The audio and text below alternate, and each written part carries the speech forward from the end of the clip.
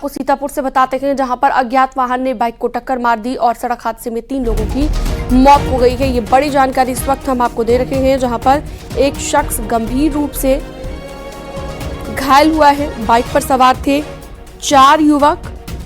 पिसावा थाना क्षेत्र का ये मामला हम आपको बता रहे हैं, जहां पर यह हादसा हुआ है।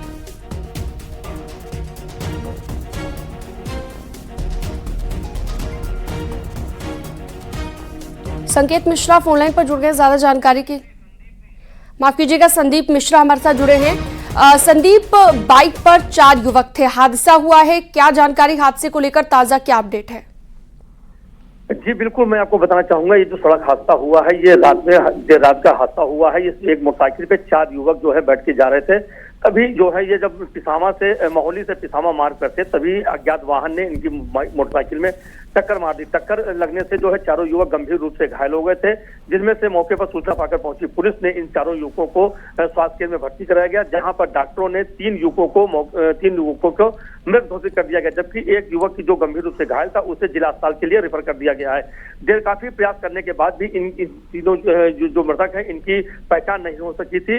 उसके बाद जो है अब जाकर जो है पुलिस ने काफी प्रयास किया है और उनके पास जो अभिलेख मिले थे उनसे इन तीनों मृतकों की जो है वो पहचान हो गई है, इनकी शिनाख्त हुई है, जिसमें से 2 मृतक जो है हरदोई के बताए जाते हैं, जबकि एक पिसामा थाना क्षेत्र का ही रहने वाला है। कुल मिला के देखा जाए कि अभी जो घटना हुई है वो कहीं ना कहीं देखा जाए तो बड़ी लापरवाही है, क्योंकि कोहरे का भी समय है और देर रात में जो होता है कोहरा धुंध काफी होती है।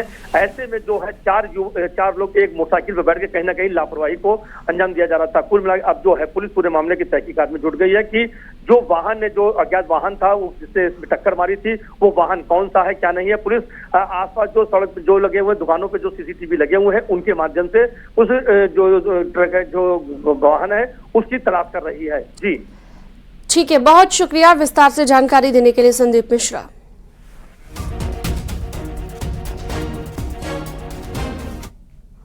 कुशीनगर में यूपी और बिहार के पुलिस के बीच झड़प हुई। इस घटना का वीडियो भी सामने आ गया है और बताया जा रहा है कि बिहार पुलिस के जवान सादे कपड़ों में बिना नंबर प्लेट की कार से आए हुए थे और वो शराब की दुकान पर शराब खरीदने वाले और पीने वालों को परेशान करने लगे। सूचना मिलते ही मौके पर स्थानीय पुलिस पहुंची। बिहार पुलिस थाना तमकुहीराज इलाके में पहुंची थी। बिहार के गोपालगंज जिले के कटिया थाना की पुलिस से कुशीनगर पुलिस के बीच झड़प का वीडियो वायरल हुआ है।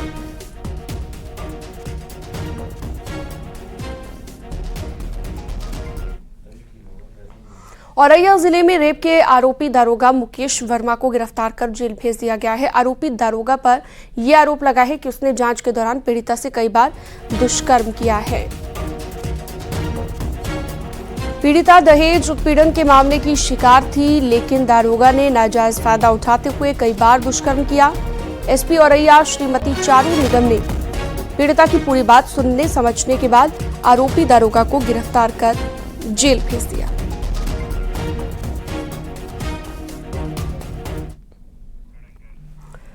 सीतापुर जेल में बंद एसपी नेता आजम खान को पेशी के लिए रामपुर ले जाया जाएगा। आजम खान को एमपी एमएलए कोर्ट में पेश किया जाएगा। पड़ोसी पर हमले के मामले में कोर्ट में पेशी होगी। इस मामले में आजम खान का भाई और भतीजे को भी आरोपी बनाया गया है। इसके अलावा अब्दुल्ला आजम के फर्जी जन्म प्रमाण पत्र मामले को लेकर 7 साल की सजा के खिलाफ अपील को लेकर भी कोर्ट में सुनवाई होगी। तो लगातार आए दिन आजम खान की मुश्किलें बढ़ती जा रही हैं। पूरे परिवार समेत उनके बेटे अब्दुल्ला के बर्थ सर्टिफिकेट केस को लेकर फैसला पहले ही आ चुका है। अब सजा के खिलाफ अपील लगाई गई है और उस अपील पर भी आज सुनवाई होनी है। आजम खां को आज पेशी पर रामपुर ले जाया जाएगा। सीतापुर जेल में आजम खां 7 साल की सजा हुई के मामले के में जेल में बंद है। इसके बाद आजम खां और उनके परिवार वालों ने जो है सजा के लिए अपील की थी, जिसके लेकर आज आजम खां को पेशी पर न्यायालय में रामपुर ले जाया जाएगा। बताते हैं कि एक अन्य मामले मारपीट के एक अन्य मामले में भी आजम खां को आज सुनवाई होनी है, जिसमें उन्हें सजा सुनाई जाएगी। कुल मिला के देखा जाए आजम खां को रामपुर जाने के लिए सीतापुर का पुलिस प्रशासन भी मामला जो है अलर्ट के मूड में आ गया है। जगह जगह पर सुरक्षा व्यवस्था को लेकर पुलिस की व्यवस्था की गई है। बस कुछ ही देर में आजम खां को सीतापुर जेल से रामपुर पेशी पर ले जाया जाएगा। बस अगर किसी चीज़ का इंतजार है तो पुलिस के वाहनों और पुलिसकर्मियों का इंतजार है। कुछ ही देर में आजम खां रामपुर के लिए रवाना होंगे। संदीप मिश्रा, न्यूज़ 18 सीतापुर। हरदोई में कपड़ा व्यापारी के अपहरण के आरोपियों से पुलिस की मुठभेड़ हो गई और मुठभेड़ के दौरान जवाबी कार्रवाई में एक आरोपी के पैर में गोली लगी। इसके बाद पुलिस ने उसे गिरफ्तार कर लिया, जबकि उसके साथ ही फरार हो गए। पुलिस ने कपड़ा व्यापारी को बदमाशों के चंगुल से छुड़ाया। पुलिस फरार आरोपियों की तलाश में जुटी है। पाली थाना क्षेत्र में ये मुठभेड़ हुई। पुलिस के मुताबिक अपहरण के बाद बदमाश कपड़ा व्यापारी के परिजनों से 20 लाख की फिरौती मांग रहे थे। जब वो फिरौती की रकम लेने आए थे तभी पुलिस के साथ इनकी मुठभेड़ हो गई। कपड़ा व्यापारी का अपने गांव के एक शख्स से जमीन को लेकर विवाद चल रहा था, जिसके चलते उसने अपने एक दोस्त के साथ अपहरण की योजना बनाई। हमारी टीम कौमी पर थी और ये सूचना थी कि वहां पर जो है लेन देन होगा इनके पैसे का, तो हमारी टीम भी लगी हुई थी। अपहर्ता आए और जो अपहृत को इन्होंने बांध कर रखा हुआ था, मुंह हाथ पैर सभी कुछ बांध रखा था, उसको भी खेत में डाल रखा था। तो हमारी टीम ने जब देखा कि अपहरणकर्ता उधर से आ रहे हैं तो उन्होंने पीछा किया और जब उन्होंने फायरिंग किया तो हमारी टीम ने भी फायरिंग किया, जिससे वो घायल होकर एक अपहर्ता गिर गया और बाकी जो 3 सवार थे कार में वो भागने में सफल रहे और अपहृत को छुड़ा लिया गया। और सर, कितनी टीमें आपके द्वारा इस काम के लिए लगाई गई थी और किस तरीके से सफलता हाथ लगी? इसमें हमारे स्थानीय स्तर पर, जनपद स्तर पर 3 टीमें लगाई गई थी। स्वाट सर्विलांस की टीम थी, थाना अध्यक्ष की टीम थी, सीओ साहब की टीम थी और बाकी लखनऊ एसटीएम की टीम मुख्यालय से आई थी और हमारे आईजी रेंज साहब की टीम थी। और इसमें सफलता मुख्य रूप से थाना अध्यक्ष जो पाली हैं हमारे अरविंद राय, उन्होंने बहुत साहस का परिचय देते हुए फायरिंग किया और दौड़ाकर पकड़ा है उसको, जिससे घायल हो गया। इनके ऊपर भी फायरिंग हुई थी। एटा में पुलिस की चोरी के आरोपी से मुठभेड़ हो गई और मुठभेड़ के दौरान पैर में गोली लगने से वो घायल हुआ। माजिद के पास से बिना नंबर प्लेट की एक स्कूटी, तमंचा, 5 कारतूस और मंदिरों से चोरी किए गए पीतल के 13 घंटे बरामद किए गए हैं। कोतवाली अलीगंज क्षेत्र में मुठभेड़ हुई। आरोपी माजिद दिल्ली का रहने वाला है। एसएसपी ने मुठभेड़ में शामिल पुलिस टीम को 25,000 रुपए के पुरस्कार का ऐलान कर दिया है।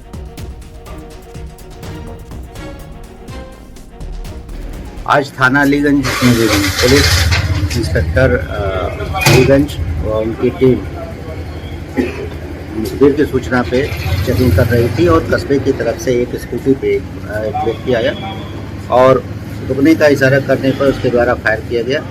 आत्मरक्षा की गई फायरिंग में एक बदमाश घायल हुआ जिसका नाम माजिद है और ये अलीगंज में पिछले 4 दिनों में छोटे छोटे मंदिरों से घंटे चोरी कर रहा था और इस मामले में वांछित चल रहा था। इसकी आज गिरफ्तारी की गई। इसके पास एक तमंचा, कारतूस, खोखा कारतूस आदि बरामद हुए हैं। उन्नाव में बच्चों और मां के जहर खाने के मामले को लेकर मां के बाद एक बेटी और बेटे की भी मौत हो गई है। जहर खाने से मां की मौत हुई थी और एक बच्ची की अस्पताल में इलाज के दौरान अब मौत हो गई है। मां ने 3 बच्चों को जहर देकर खुद भी जहर खा लिया था। बिहार थाना क्षेत्र के भदेवरा गांव की घटना है। 3 बच्चों को कीटनाशक खिलाने के बाद मां ने भी गोलियां खा ली थी। हालत बिगड़ने पर पति ने आसपास के लोगों से मदद मांगी, सभी को अस्पताल पहुंचाया, जहां से सभी को जिला अस्पताल रेफर किया गया। मां की तभी मौत हो गई थी और इलाज के दौरान एक बेटे और बेटी ने भी दम तोड़ दिया है। अभी एक बेटी का इलाज चल रहा है।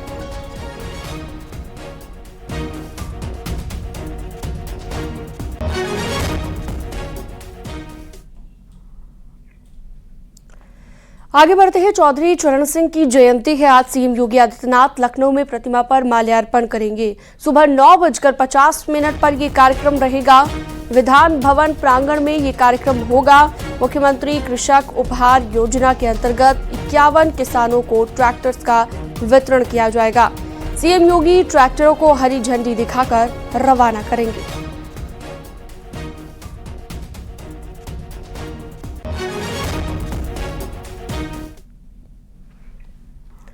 पूर्व पीएम चौधरी चरण सिंह जी की जयंती है आज और लखनऊ में किसान सम्मान दिवस का भी आयोजन यहां पर किया जाएगा। कार्यक्रम में मुख्यमंत्री योगी आदित्यनाथ शामिल होंगे। लोक भवन में 10 बजे ये कार्यक्रम रहेगा। FPO एवं कृषि वैज्ञानिकों का भी सम्मान होगा।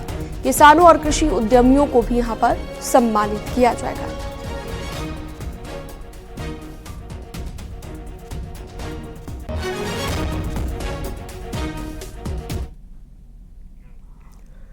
मुख्यमंत्री योगी आदित्यनाथ आज पश्चिमी यूपी के दौरे पर हैं। मुरादाबाद में सीएम योगी चौधरी चरण सिंह की 51 फीट ऊंची प्रतिमा का अनावरण करेंगे। कार्यक्रम का आयोजन अभनपुर में होगा। सीएम योगी दोपहर में करीब 12 बजे मुरादाबाद में पहुंचेंगे। मूर्ति का अनावरण करने के बाद सीएम योगी किसान सम्मेलन को संबोधित करेंगे। चौधरी चरण सिंह की जयंती के मौके पर होने वाले इसी कार्यक्रम को बीजेपी का मास्टर स्ट्रोक बताया जा रहा है।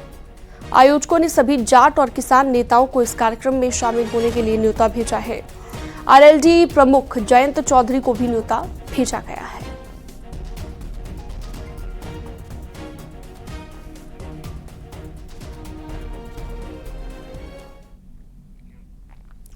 मुरादाबाद के बाद अब सीएम योगी आदित्यनाथ बिजनौर भी जाएंगे और प्रस्तावित कार्यक्रम के मुताबिक सीएम योगी दोपहर में 2 बजे बिजनौर पहुंचेंगे।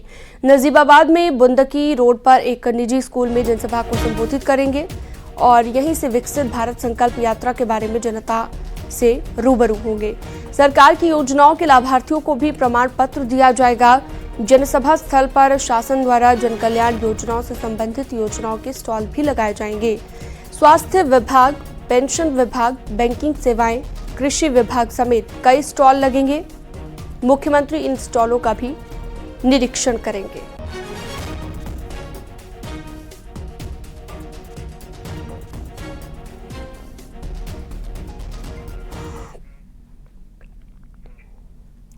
और चलिए आगे बढ़ते हैं। दिल्ली में हो रही बीजेपी पदाधिकारियों की बैठक का आज दूसरा दिन है और आज गृह मंत्री अमित शाह बैठक में शामिल होंगे। आज सुबह 10 बजे से बैठक शुरू होगी।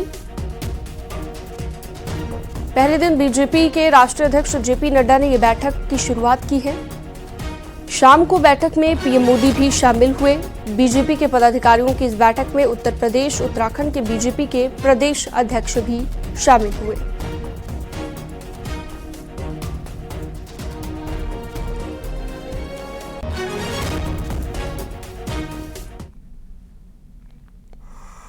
दिल्ली मुख्यालय में हो रही बीजेपी की बैठक में जिसमें पहले दिन पीएम मोदी, पार्टी अध्यक्ष जेपी नड्डा समेत कई बड़े नेता बैठक में मौजूद रहे।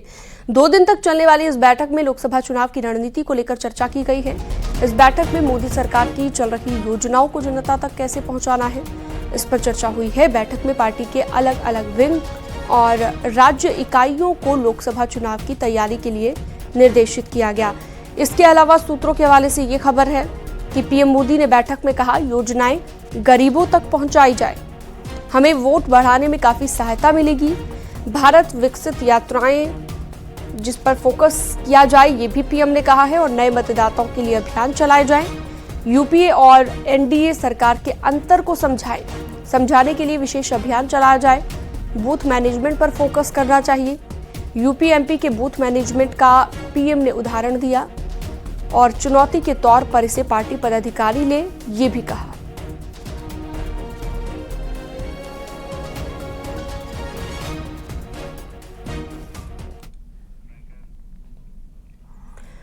राम मंदिर एक बार फिर से सियासत के केंद्र में है, क्योंकि पक्ष के साथ विपक्ष की नजर भी अयोध्या पर जा टिकी है। बीजेपी के नेता समाजवादी पार्टी को राम भक्तों पर गोली चलवाने वाली घटना याद दिला रहे हैं, तो विपक्षी नेताओं को मिल रहे न्योते के बाद अखिलेश शिवपाल भी न्योते के इंतजार में हैं।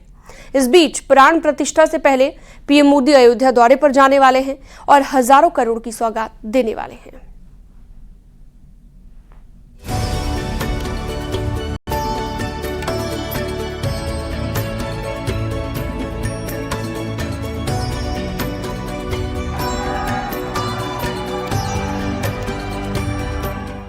रामपथ से विजय पथ की ओर अग्रसर बीजेपी ने अयोध्या में सियासत की वो लकीर खींच दी जिसके दूसरी तरफ जीत का रामबाण है, जहां से हिंदुत्व का गुणगान है। श्री राम लला के दर्शन और उसके बाद राजा राम का अभिषेक, ये सौभाग्य राम जी की कृपा से ही मिलता है। जहां विपक्ष के लिए इस बार रास्ता बिल्कुल आसान नहीं है, क्योंकि एक बार फिर पीएम मोदी अयोध्या से चुनावी शंखनाद करने वाले हैं और अयोध्या वासियों को सौगात देने वाले हैं। पीएम मोदी हजारों करोड़ का तोहफा देंगे, अयोध्या में नए एयरपोर्ट का लोकार्पण करेंगे, अयोध्या धाम रेलवे स्टेशन का लोकार्पण करेंगे, अयोध्या नगरी को वंदे भारत ट्रेन की सौगात देंगे। यानी 30 दिसंबर को पीएम मोदी का अयोध्या दौरा एक तरह से विकास और हिंदुत्व का चुनावी शंखनाद है, जिससे 24 की तस्वीर पूरी तरह से साफ हो जाएगी। क्योंकि पीएम के दौरे से पहले बीजेपी के बड़े बड़े नेता समाजवादी पार्टी के खिलाफ लामबंद हैं और प्राण प्रतिष्ठा कार्यक्रम से सपा को दूर रखने की मांग कर रहे हैं। लेकिन अखिलेश और शिवपाल को अब भी न्योते का इंतजार है। मैं श्री राम मंदिर ट्रस्ट से यह निवेदन करूंगा कि वो हर सनातनी जिसकी भगवान श्री राम में अगाध आस्था है और वो किसी भी राजनीतिक दल में हो, आप उसको जरूर बुलाएं। लेकिन ये समाजवादी पार्टी जैसे राम भक्तों की हत्यारी और जो आज तक जिन्होंने समाजवादी पार्टी के लोगों ने माफी नहीं मांगी है, ऐसे लोगों को मंदिर बुलाना तो दूर, अगर मंदिर आ भी जाए तो इनको मंदिर में घुसने ना दिया जाए और जब तक यह माफी ना मांगे तब तक भविष्य में भी इनके ऊपर मंदिर आने के लिए, अयोध्या आने के लिए बैन लगा दिया जाए। केवल मंदिर, मस्जिद और मंदिर क्या भारतीय जनता पार्टी कहने से बंधा, ये कोर्ट के आदेश से बंधा। अगर भारतीय जनता पार्टी की सरकार नहीं होती, हमारी सरकार होती तो हम भी बनाते। अगर हमारी नहीं होती, दूसरे की सरकार होती, उसे भी बनाना होता। मुझे क्या मंदिर में दर्शन करने जाओगे? हमने भारतीय जनता पार्टी कहते हो थोड़े। अगर निमंत्रण आएगा, मैं परिवार के सब कार्यकर्ताओं को लेकर के दर्शन करने जरूर जाऊंगा। पीएम मोदी और सीएम योगी ने जो सपना देखा था, अब वो साकार हो रहा है और साकार हो रही है वो तस्वीर जब प्रभु राम अपने घर में विराजमान होंगे। तब अयोध्या में सिर्फ जश्न और उत्सव होगा, उससे पहले एयरपोर्ट से रेलवे स्टेशन तक को चमकाया जा रहा है। भगवान श्री राम की नगरी में श्री राम एयरपोर्ट का उद्घाटन प्रधानमंत्री करेंगे। उसी मौके पर अयोध्या जंक्शन यानी कि अयोध्या धाम रेलवे स्टेशन की नवनिर्मित भव्य बिल्डिंग का भी उद्घाटन किया जाएगा। ये बिल्डिंग लगभग तैयार हो चुकी है। अब रेलवे के अधिकारियों के द्वारा इसे फाइनल टच दिया जा रहा है। एक बड़ा कार्यक्रम अयोध्या में होगा और अयोध्या में वंदे भारत एक्सप्रेस और अमृत भारत जैसी दो बहुत महत्वपूर्ण ट्रेनों को भी दिल्ली के लिए हरी झंडी प्रधानमंत्री दिखाएंगे। यानी अयोध्या की बदलती ये तस्वीर बीजेपी के लिए 24 में खुशखबरी लाने वाली है, क्योंकि 24 के रण में हिंदुत्व की छवि एक बार फिर दिखने वाली है और टारगेट 80 को पाने के लिए अयोध्या पर फोकस है। यानी 80 ही वो मैजिकल नंबर है जिसके बूते सत्ता के लिए संघर्ष की जरूरत नहीं, और उसी पर पकड़ के साथ बीजेपी 24 के रण में उतर चुकी है, क्योंकि जनवरी में रामलला घर में विराजमान होने वाले हैं और बीजेपी के फिर से अच्छे दिन आने वाले हैं। Bureau report, news 18।